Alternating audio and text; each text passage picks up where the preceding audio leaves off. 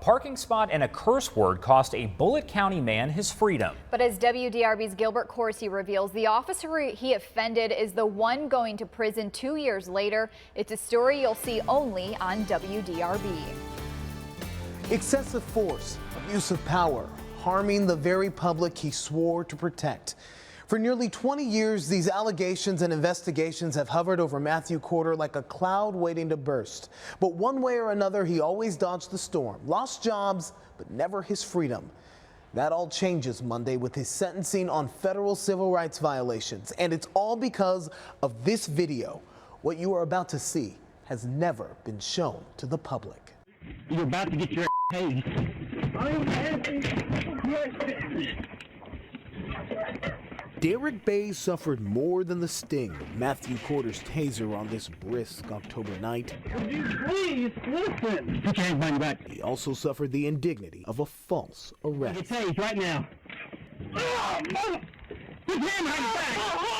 Put your hand behind your back. Okay, Jesus Christ. The Justice Department used the video from the Bullitt County deputy's own body camera to win a conviction. You're going to come out here or there's going to be issues. The 2014 incident all started when Deputy Corder blocked the driveway to Bays' home while lingering in the neighborhood after an unrelated call.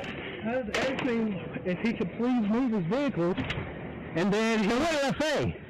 I said, as soon as I get done, I will. That's the reason why I was asking. Okay, and then you tell me to off? Yeah, so I can get in. Really? But it was Corder's words that swayed the jury. No,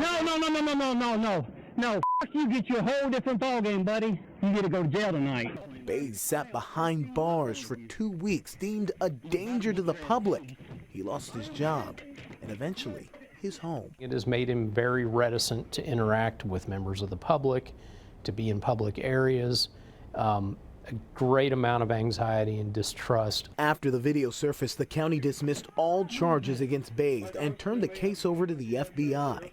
While his actions may be considered rude, the deputy is the one who broke the law when he charged into Bays' home in retaliation. I don't need no warrant, dude. We found this never-before-aired footage in court filings and a pattern. About that time, he just come around from the back and hit me right across the nose. Apparently, Matthew Corder does not like the F word. It showed up first in this use of force report he wrote in 1998 on Gary Branham's arrest. He was shoving me in the back, and two other cops, I didn't know who they was. They was working security too. They had me by the arms. Corder working then for the old Louisville Division of Police. I said, get your hands off of me. Laceration on my nose, both eyes was black, and then bruises on my arms. The altercation occurred at a Tough Man contest at the Louisville Gardens.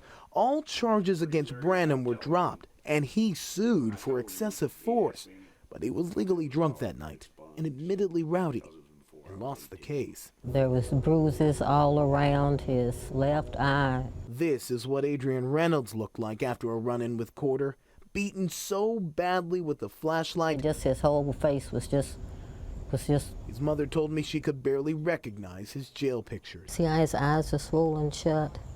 And that blue jacket he has on, that's the jacket that he had on that night that was soaked with blood. And Reynolds. I look at it every day. Some people can't stand to look at it, but I do. Corder arrested Reynolds for domestic violence on New Year's 1998.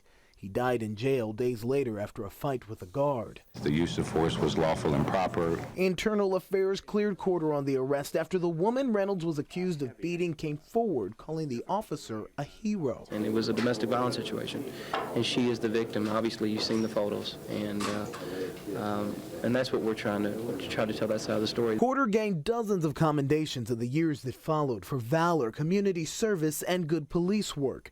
But the abuse complaints did not go away. We, the jury, find the defendant Matthew Corder not guilty. He got off again in 2005, this time on trial for handcuffing a repo man coming to collect his car for non-payment. This is how he made them do what he wanted. The gun and the badge that we gave him. Corder cut a deal with the company to free the worker in exchange for the vehicle. That's when Louisville police fired him, and he made his way to Bullitt County. Finally, once and for all, what I think is one of the worst wrongdoers we've seen in law enforcement in this community was finally going to be brought to account. Tell somebody to off. The arrests, the awards, the jobs, the missteps, all these chapters make up Matthew Corder's more than 20-year career. Monday brings a new chapter entitled Conviction. The old saying, what goes around comes around. Just wait and it'll happen. Corder will be sentenced on 2 counts of deprivation of rights under color of law. The maximum penalty is 11 years in federal prison. Corder declined comment on camera for this story. He says he will appeal. The sentencing is scheduled for 1:30 Monday afternoon at the federal courthouse in Louisville.